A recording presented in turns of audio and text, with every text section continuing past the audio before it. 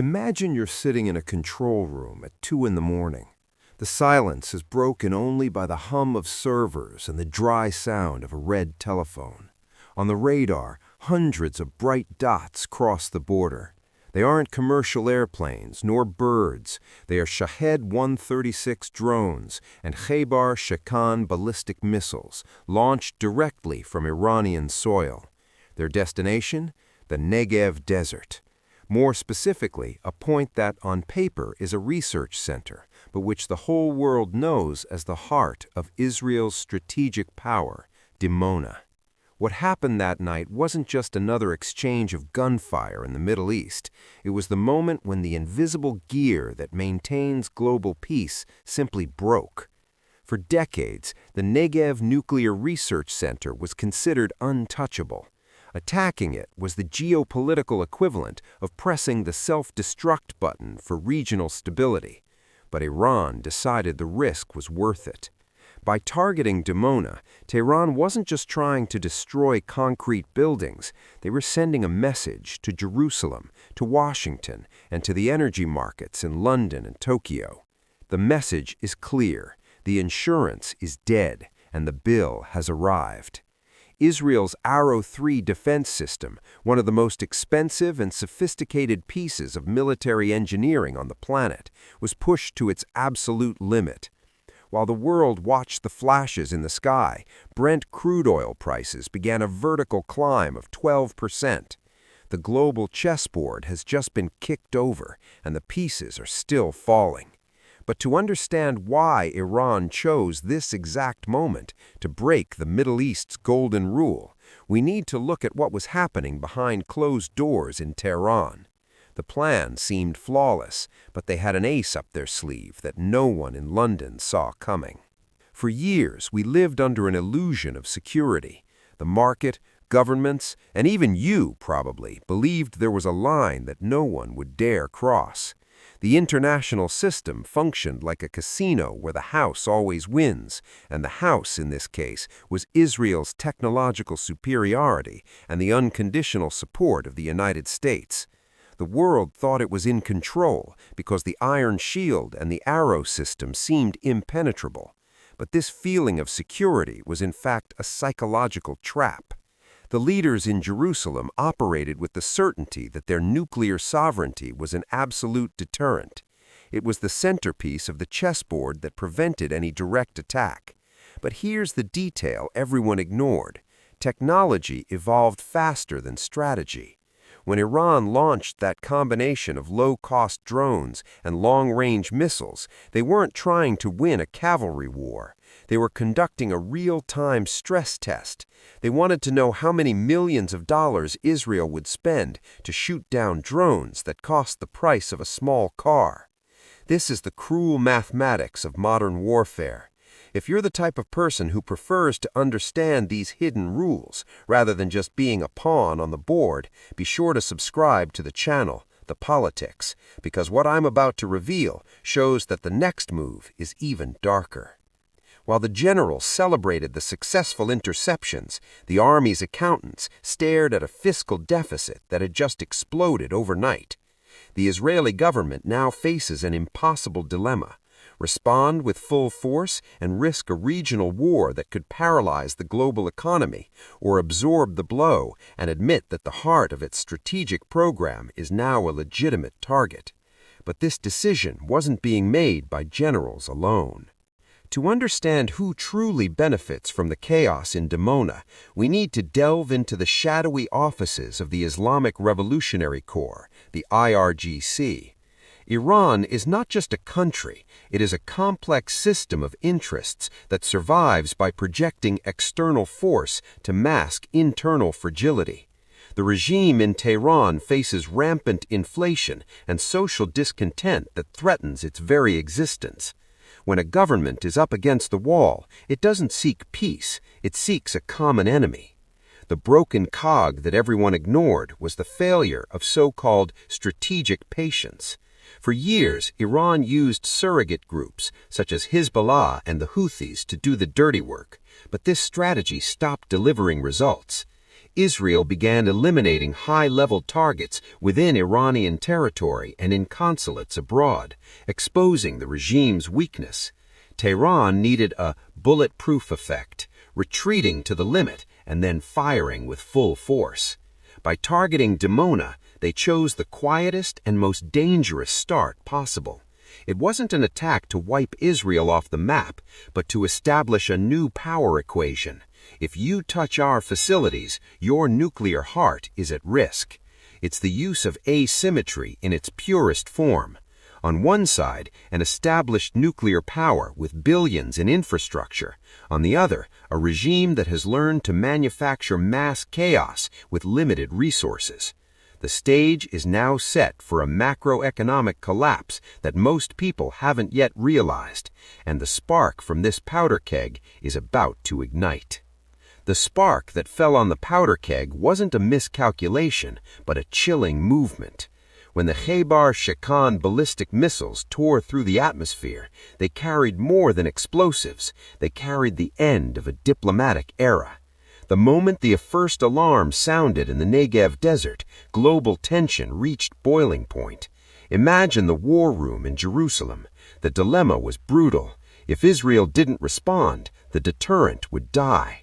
If it responded with full force against the Natanz or Fordo nuclear plants, the Strait of Hormuz would be closed in a matter of hours. The attack on Dimona was a psychological checkmate.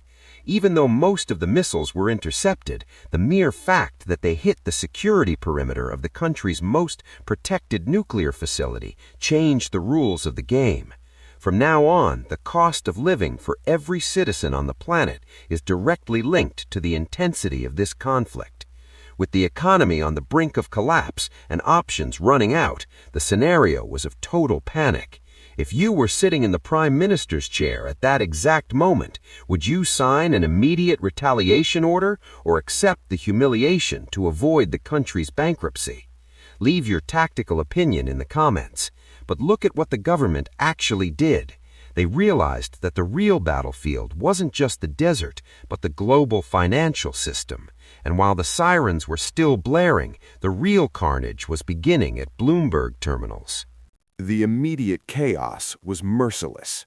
As soon as news agencies confirmed that the target was Dimona, high-frequency trading algorithms went into self-destruct mode.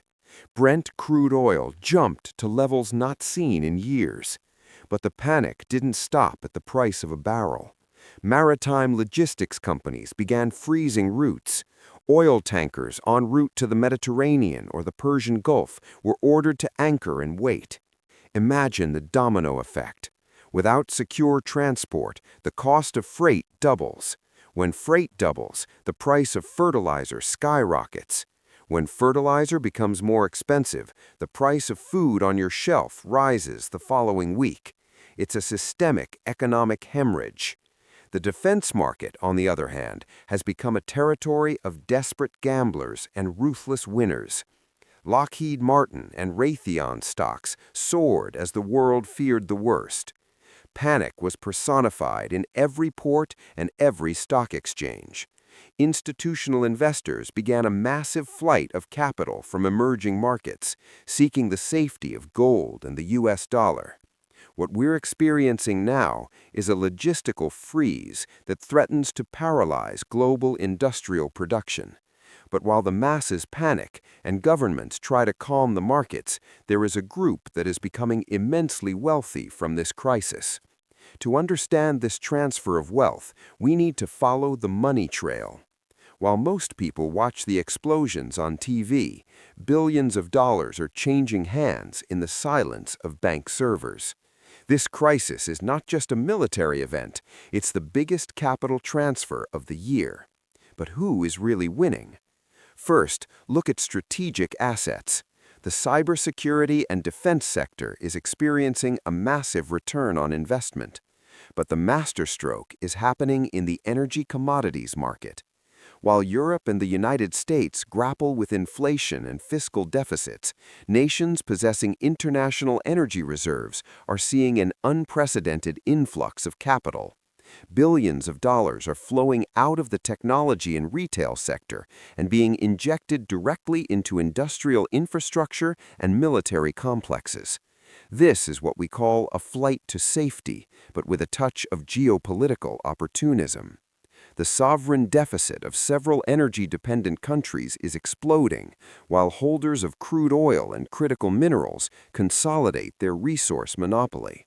Iran, despite sanctions, is using this volatility to force China and Russia to deepen their economic ties, creating a bloc that operates beyond the reach of the dollar.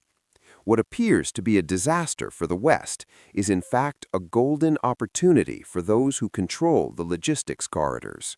But this attempted solution has created an even more dangerous monster that no one foresaw.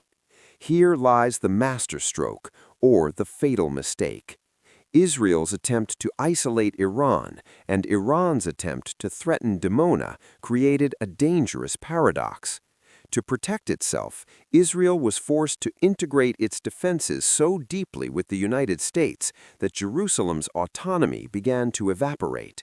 On the other hand, Iran, by proving it can reach the Negev, attracted attention that could lead to the total destruction of its own energy infrastructure. It's the same phenomenon we've seen throughout history. When you try to break a monopoly, you often end up creating something far more powerful.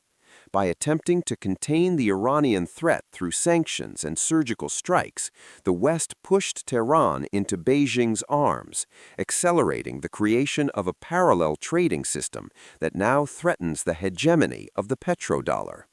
The solution that was supposed to bring security ended up generating permanent insecurity. The paradox is that by attacking Dimona to demonstrate strength, Iran may have given Israel the necessary justification for a global regime change coalition. But that same coalition would face a world where the price of energy would make any long war unsustainable. The monster they created is a Middle East where there are no longer any safe zones and where every inch of desert is a potential trigger for a global economic depression. What happened in Dimona dictates the geography and economy of the world you live in today. Make no mistake, energy security and nuclear security are now one and the same. Trade routes, international reserves, and even the value of the money in your pocket depend on the precarious balance of power in that small patch of desert. The world is no longer the same after the Dimona taboo was broken. The system we knew, based on clear rules and respected red lines, has been replaced by a constant and asymmetrical combat zone. This event is the ultimate proof that logistics and geography dictate politics, and that's precisely why what's happening at sea is just as important as what's happening in the desert. This entire maritime empire and the price stability of everything you buy today depends on a single fragile artery that Iran could sever at any moment. To understand how an entire navy of aircraft carriers can be neutralized by strategic geography and why global control of oil hangs by a thread, you need to see how the chessboard moves on the water. The world's most powerful navy is facing an impossible challenge in a corridor of only 30 kilometers wide. To understand why the Strait of Hormuz is the true tipping point of the planet, click on the video that is on your screen now. See you there.